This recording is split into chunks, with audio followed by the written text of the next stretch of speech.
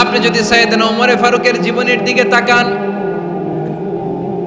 এমন কঠোর, এমন বীর সেনানী ছিলেন। সাইয়েদনা ওমরে ফারুক যদি রাস্তার এই মাথা দিয়ে হাঁটা শুরু করতেন, শয়তান ওমরে ফারুককে দেখলে ওই রাস্তা রেখে দিয়ে অন্য রাস্তা দিয়ে হাঁটতো। সুবহানাল্লাহ। ওমরে ফারুক রাদিয়াল্লাহু তাআলা আনহু কি পার্সোনালিটি ছিল, কি পার্সোনালিটি। আমাদের এলাকায় ছোট বাচ্চারা রাতে ভাত খেতে চায় না, আমার মেয়েটাও খেতে চায় না। এই এটা দিব, ওইটা দিব, আজকে মাহফিলে আসার সময় বলে দিছে লিস্ট করে এটা এটা আনতে হবে। তো ছোট্ট বাচ্চাদের অনেক বায়না থাকে, ওরা রাতে খেতে চায় না। তো মায়েরা বিভিন্ন ভয় দেখায়, এই বাঘ আসবে, বাঘ আসবে খাও, এই ভূত আসবে, ভূত আসবে খাও। আপনারা কি বলেন চট্টগ্রামে? কি আসবে? হ্যাঁ, ভূত, ভূত, ভূত আসবে, বাঘ আসবে, খাও খাও খাও, তাড়াতাড়ি খাও। তো বাচ্চারা এগুলো শুনে ভয়ে খেতে শুরু করে।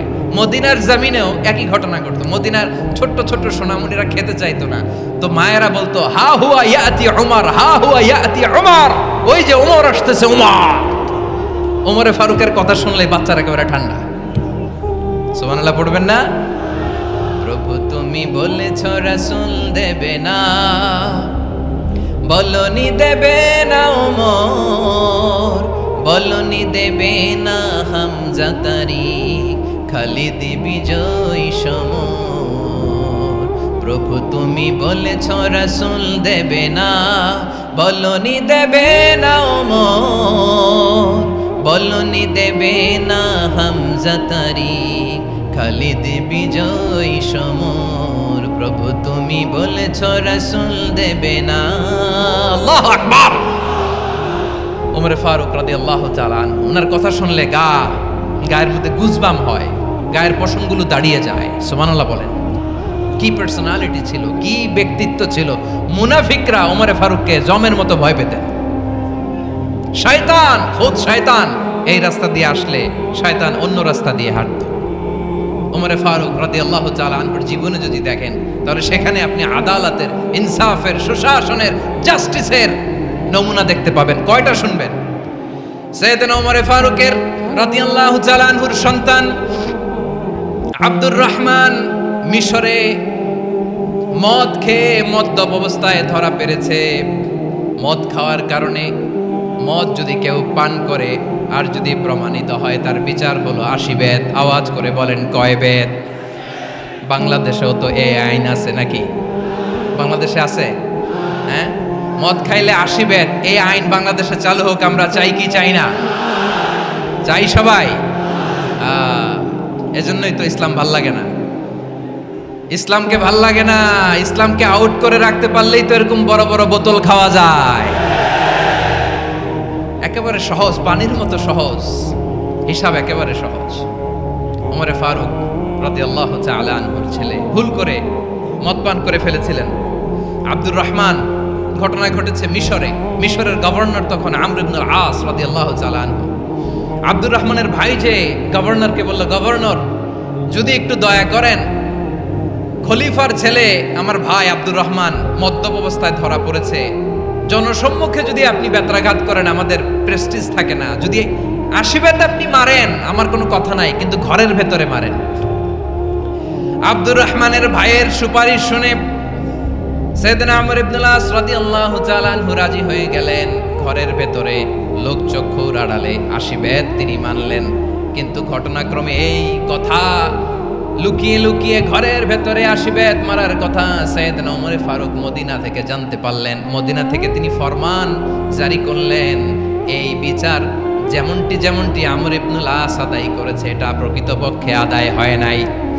আসো সবাই মদিনায় আসো, আমর ইবনে আস মদিনায় আসো, আব্দুর রহমানও আসো, সবাই আসো, জনসম্মুখে এই বিচার কার্যকর করতে হবে। সাইয়েদনা ওমর ফারুক মসজিদে নববীর পিলারের মধ্যে নিজের ছেলেকে বাঁধলেন, আবার জনসম্মুখে 80টা বেত তার গায়ের মধ্যে মারলেন। মাজমুয়ে ফাতাওয়া ইবনে তাইমিয়া রাহিমাহুল্লাহ উনি এটা নকল করেছেন। এটা সবচেয়ে বিশুদ্ধ মত। আরো অনেক মত আছে, মারা গেছে কবরের উপর, ওগুলো বাদই দিলাম।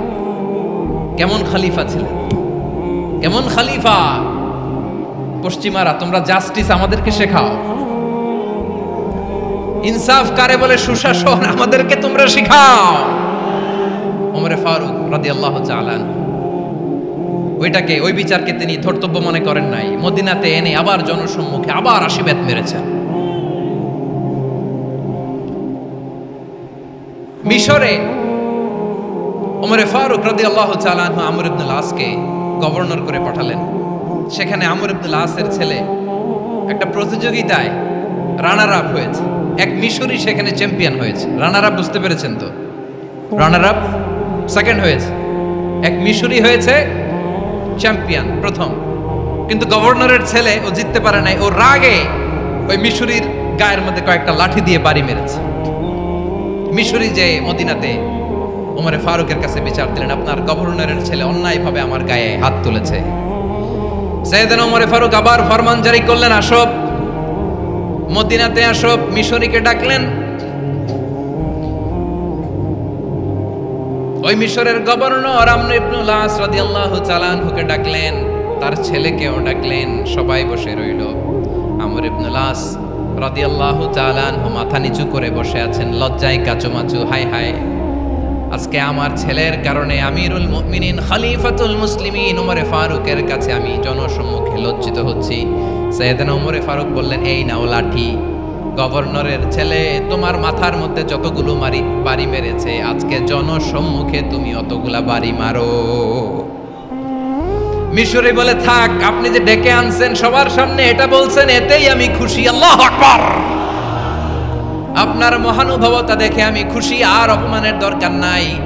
ওমরে ফারুক বলে, না, খবরদার, এই কথা মিশরি তুমি বলো না, মারো, যতগুলা বাড়ি মেরেছে মারো। বাধ্য হয়ে মিশরি আমর ইবনে আল-আসের সামনে ওনার কলিজার টুকরা সন্তানের মাথার মধ্যে বাড়ি মারতে আরম্ভ করলেন। ঠিক যতগুলা বাড়ি গভর্নরের ছেলে আমর ইবনে আল-আসের ছেলে মিশরির গায়ে মেরেছিল, মাথায় মেরেছিল, মিশরি গুনে গুনে ততটা মারলেন। এই দৃশ্য দেখে ওমরে ফারুক রেগে মেগে আগুন, রাগের চোটে রাগ সামলাতে না পেরে আর নিজেকে সামলাতে না পেরে মিশরিরে বললেন, ছেলেরে মারা শেষ হয়ে গেলে এবার বাবার টাক মাথার মধ্যে কয়েকটা বাড়ি মার। রাগের চোটে, আউট অফ অ্যাঙ্গার, রাগের চোটে যে আমার পাঠানো গভর্নর আমর ইবনে আল-আস তার ছেলেকে কেন আদব তারবিয়া কেন শিক্ষা দিতে পারে না। ছেলেরে মারা হইলে এবার আমর ইবনে আল-আসের মাথার মধ্যে দুইটা মারো। এটা রাগে বলেছেন, এটা শাস্তি হিসেবে না। সুবহানাল্লাহ পড়ে। তোমরা আমাদেরকে সুশাসন শিখাও, আমাদেরকে সুশাসন শিখাও।